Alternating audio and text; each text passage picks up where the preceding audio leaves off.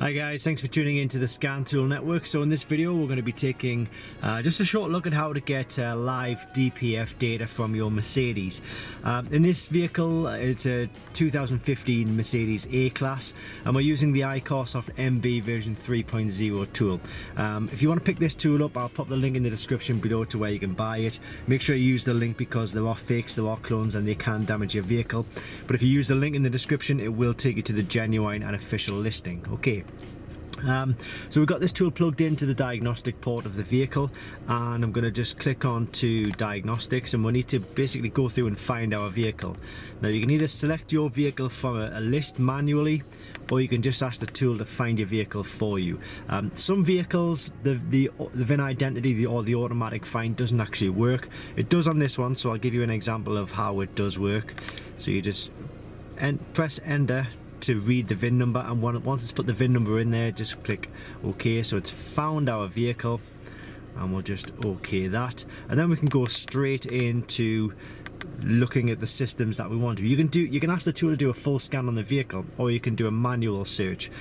You'll always get better results probably with a manual search. Sometimes, as I say, it can't do the automatic find on some vehicles, generally Sprinters I believe, but some other ones as well. So okay, so we've got a full list of all of these systems here, and this is where you would go in to diagnose faults with like your engine system. You've got airbags, distronics, drivetrain, electronic park and brake, things like that. So and obviously your ABS systems as well. But we're going to look into the ECM, the engine control module. In fact, I believe it's in this section. I could be wrong. I have done it before.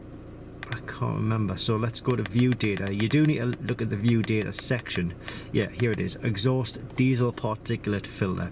So you click onto that and then you just click F2 for all. So we're going to select all of these different things, and I'll show you what, well actually what I'll do is I'll just go to the top and then I'll go F1 done. So then it's going to start showing us live data from the DPF system. So it's giving us a bit of basic information to start with, and what it's now doing is giving us Soot content of the diesel particulate filter, the pressure, signal voltage, and then some further like temperatures of the DPF system, measured air mass as well. So if you were looking to maybe look at the Soot content of your DPF on your Mercedes, this tool will do it for you.